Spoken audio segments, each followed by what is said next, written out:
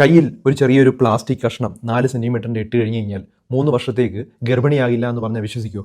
ഇങ്ങനൊരു പുതിയ ഗർഭനിരോധന ഡിവൈസ് ഇപ്പോൾ ഇറങ്ങിയിട്ടുണ്ട്.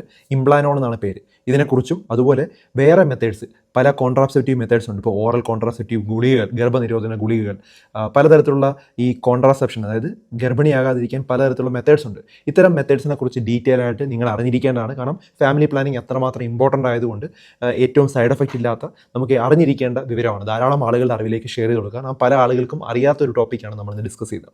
അപ്പോൾ ഈ ഒരു ഡിവൈസിനെ ആദ്യം പരിചയപ്പെടുത്താം. കാരണം ഇതൊരു പുതിയൊരു സാധനമായതുകൊണ്ട്. ഇതിനെ വിളിക്കുന്നത് ഇംപ്ലാനോൺ എന്നാണ്. ഇതിൻ്റെ ഏത് മരുന്നാണെന്നുള്ളതും ഇതെങ്ങനെയാണ് ആക്ട് ചെയ്യുന്നതെന്ന് കുറിച്ചും പറയാം. ഇപ്പോൾ ഇത് ചെറിയൊരു 4 സെൻറ്റിമീറ്ററിൻ്റെ ഒരു പ്ലാസ്റ്റിക് സാധനമാണ്. ഇപ്പോൾ നമ്മുടെ കൈയുടെ ഈ ഭാഗത്തോ എവിടെയെങ്കിലും ഒന്ന് ഇംപ്ലാന്റ് ചെയ്ത് വെക്കും. ഇംപ്ലാന്റ് ചെയ്ത് വെച്ച് കഴിഞ്ഞാൽ എന്തെന്ന് പറഞ്ഞാൽ ഇതിൻ്റെ അകത്ത് നിന്ന് മരുന്നുകൾ നമ്മുടെ ശരീരത്തിലോട്ട് ഇങ്ങനെ ഡിസ്ചാർജ് ആയിക്കൊണ്ടിരിക്കും. അതുകൊണ്ട് തന്നെ ഗർഭിണിയാകില്ല. 3 വർഷത്തേക്ക് ആ ഒരൊറ്റ സാധനം മാത്രം ഇട്ടാൽ മതിയാവും. അതാണ് ഇതിൻ്റെ അഡ്വാൻറ്റേജ്.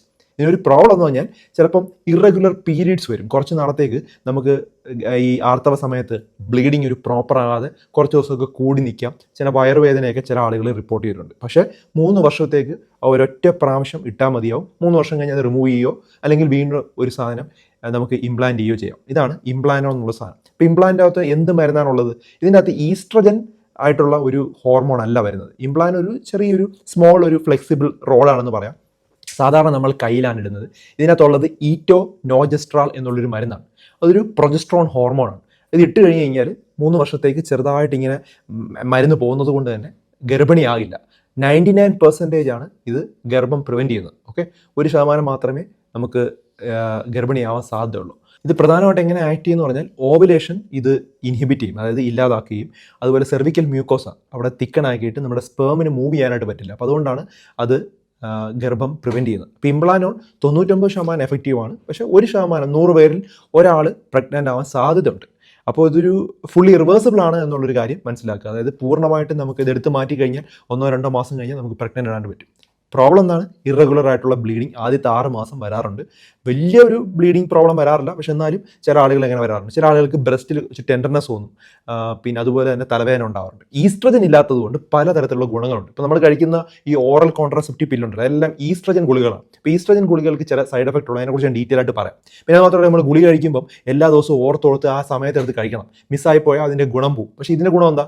ഒരു പ്രാവശ്യം ഇട്ട് കഴിഞ്ഞാൽ 3 വർഷത്തേക്ക് അതിനൊരു ഗുണമുണ്ട്. ആ ഒരു കാര്യം വലിയ അഡ്വാൻറ്റേജ് ആണ്. ലോങ് ടൈം കോൺട്രാസെപ്ഷൻ നമ്മൾ ദിവസവും ചിന്തിക്കാതിരിക്കാനൊക്കെ ഇത് നല്ലതാണ്. ഈസ്ട്രജൻ റിലേറ്റഡ് ആയിട്ടുള്ള പ്രോബ്ലംസ് ഇല്ലാത്തതുകൊണ്ട് ആ ഒരു അഡ്വാൻറ്റേജ് പറയും. ആ കൂടെ ഒരു പ്രോബ്ലം ഇറഗുലർ ബ്ലീഡിങ് കുറച്ച് നാളുണ്ടാവും. അതുപോലെ തന്നെ ചില ആളുകൾക്ക് ബ്രസ്റ്റിൽ പെയിൻ ഉണ്ടാവുകയും തലവേദന ഉണ്ടാവാറുണ്ടാകും. അപ്പോൾ ഇതാണ് ഇതിനെക്കുറിച്ച് അറിയേണ്ടത്. അടുത്തത് ഹോർമോണൽ കോൺട്രാസെപ്ഷൻ. ഹോർമോണൽ കോൺട്രാസെപ്ഷൻ ഗർഭനിരോധന ഗുളികകൾ.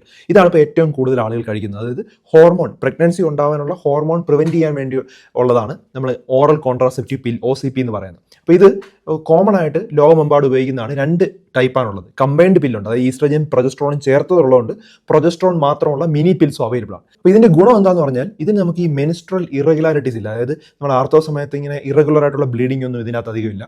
പിന്നെ മുഖക്കുരുവൊക്കെ ചില ആളുകൾ ഇമ്പ്രൂവ് ചെയ്യുന്നതായിട്ട് കണ്ടിട്ടുണ്ട് ഇത് കൊടുക്കുന്ന സമയത്ത്. പിന്നെ അതിൻ്റെ പ്രോബ്ലം പറഞ്ഞാൽ ഈ കമ്പൈൻഡ് പിൽ, പ്രത്യേകിച്ചും ഈസ്ട്രജൻ ഉള്ള കമ്പൈൻഡ് പില്ലാണെങ്കിൽ സ്ട്രോക്ക് വരാനുള്ള സാധ്യത അല്ലെങ്കിൽ ബ്ലഡ് ക്ലോട്ട് വരാനുള്ള സാധ്യത വളരെ ചെറുതായിട്ടുണ്ട്.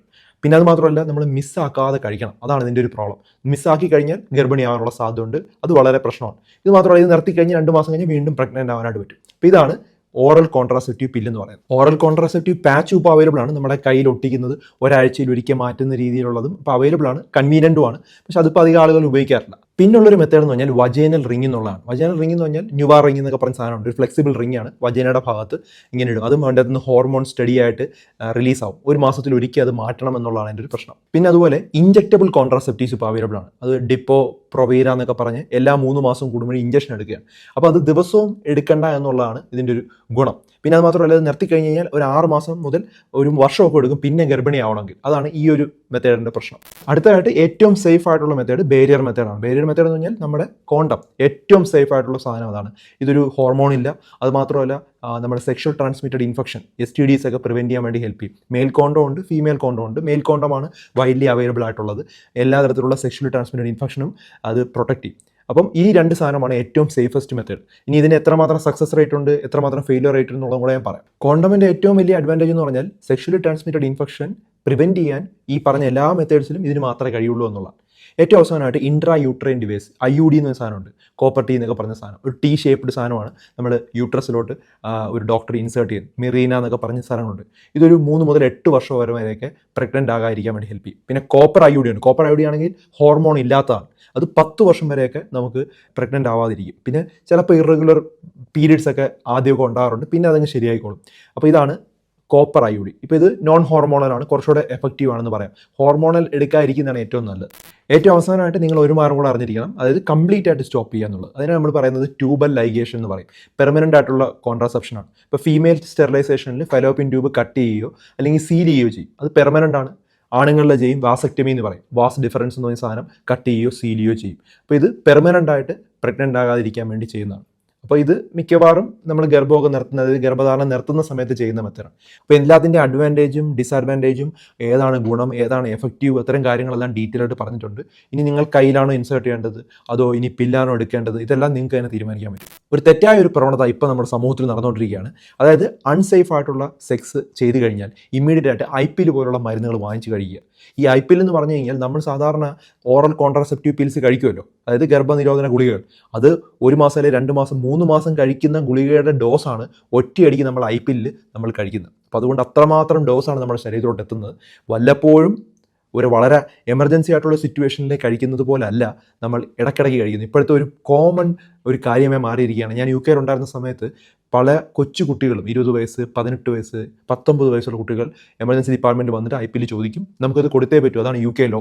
നമുക്കത് ഡിനേ ചെയ്യാൻ പറ്റില്ല, പേരൻസിനെ അറിയിക്കാനും പറ്റില്ല. അപ്പം അത് കൊടുത്തേ പറ്റൂ. അങ്ങനെ ഡീറ്റെയിൽസ് ആയിട്ട് എടുത്ത് ഹിസ്റ്ററിയെല്ലാം എടുത്തതിന് ശേഷം അത് കൊടുക്കേണ്ടതായിട്ട് വരും. അപ്പം ഈ ഒരു കൾച്ചർ ഇപ്പോൾ നമ്മുടെ ഒരു നാട്ടിലും തുടങ്ങിയിട്ടുണ്ട്. അപ്പോൾ അതുകൊണ്ട് തന്നെ വ്യക്തമായിട്ട് അത് മനസ്സിലാക്കണം. IPL പോലുള്ള സാധനങ്ങളിൽ ഡോസ് വളരെയധികം കൂടുതലാണ്. അത് പ്രഗ്നൻസി പ്രിവെൻറ്റ് ചെയ്യും, പക്ഷേ നമ്മൾ ആവശ്യമില്ലാതെ നമ്മൾ അനാവശ്യമായി ഇത്തരത്തിലുള്ള മരുന്നുകൾ എടുക്കാതിരിക്കുന്നതാണ് നല്ലത്. ഈ ഒരു കാര്യം കൂടെ വ്യക്തമായി മനസ്സിലാക്കുക. ധാരാളം ആളുകളുടെ അറിവിലേക്ക് ഇത് ഷെയർ ചെയ്ത് കൊടുക്കുക.